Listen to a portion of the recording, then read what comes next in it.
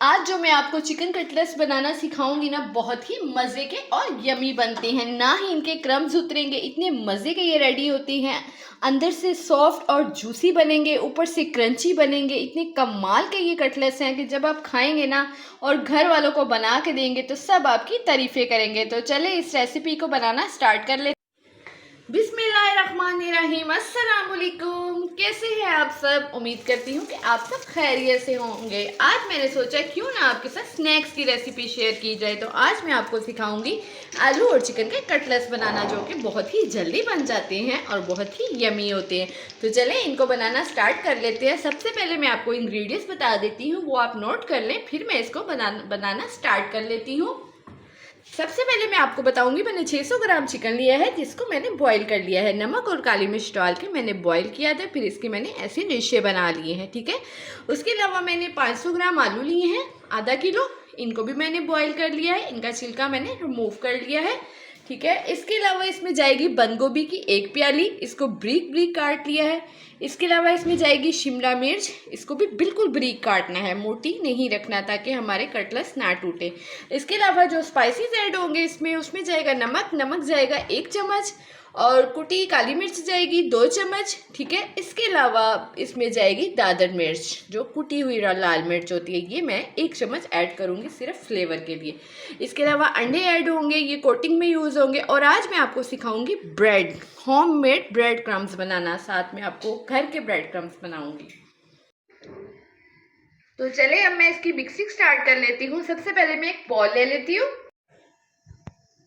Bowl मैंने ले लिया है, इसके अंदर सबसे पहले मैं आलू शामिल करूंगी। आलू को मैं मैश करूंगी, ठीक है। मैशर से मैश कर लूंगी। अगर आपके पास मैशर नहीं है कोई मसला नहीं है, इसको फोक से भी मैश कर सकते हैं और हाथ से भी मैश कर सकते हैं, ठीक। आलू मैंने मैश कर लिए हैं, इसके अंदर अब मैं चिकन ऐड कर दूंगी,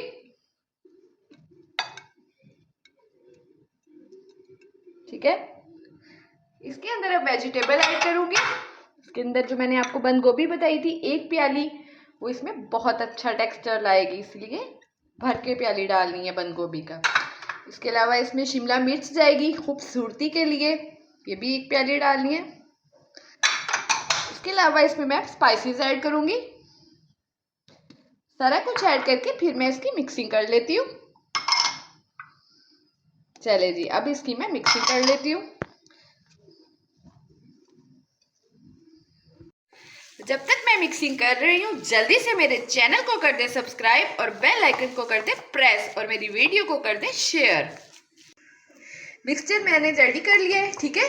तो इसको अब मैं कटलेट्स की शेप दे लेती हूँ। हाथों में हल्का सा ऑयल लगा के हाथों को इस तरह ग्रीस कर लेंगे, ये देखें इस तरह। बिस्मिल्लाहिर्रहमानिर्रहीम। इसको आप जिस तरह की शेप पसंद करते हैं दे सकते हैं।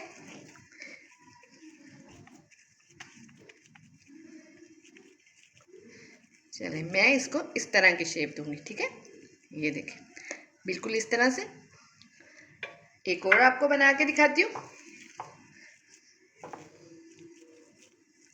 आप चाहे तो गोल भी बना सकते हैं, जैसे आप पसंद करते हैं, कोई मसला नहीं है।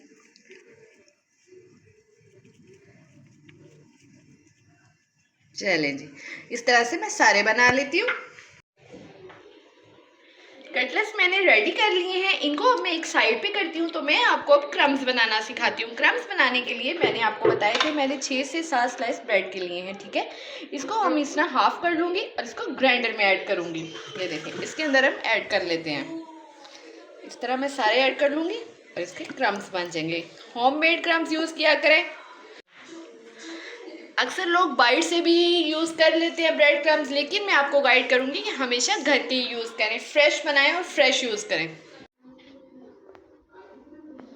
मैंने क्रम्स रेडी कर लिए हैं, ये देखें इस तरह से, बिल्कुल इस तरह से ब्रीक करने हैं।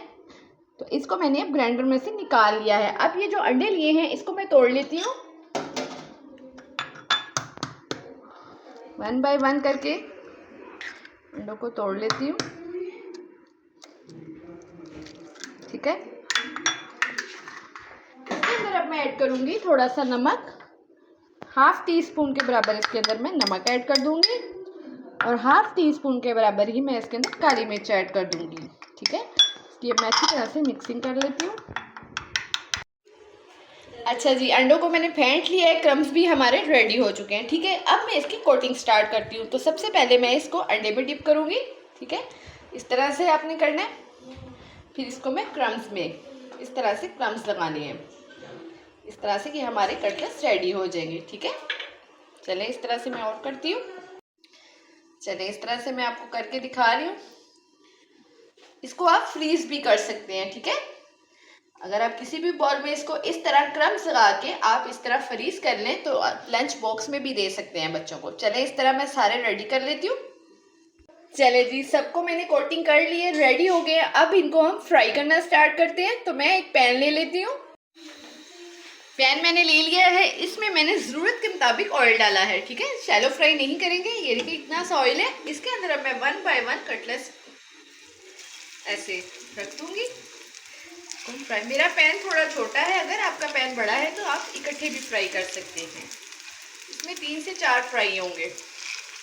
चलें, इनको मीडियम फ्लेम पे हमने फ्राई करना है, ज़्यादा हाई फ्लेम नहीं करनी और ना ही ज़्यादा लो करनी है। चलें, 1 मिनट हो गया है, इसकी मैं साइड चेंज कर लेती हूँ। बिस्मिल्लाह, माशाल्लाह बहुत ही मज़े की लुक आ रही है। तो 1 बाय 1 करके टर्न कर लूँगी इस तरह। चलें, 1 मिनट अब दूसरी साइड से फ्राई होते हैं।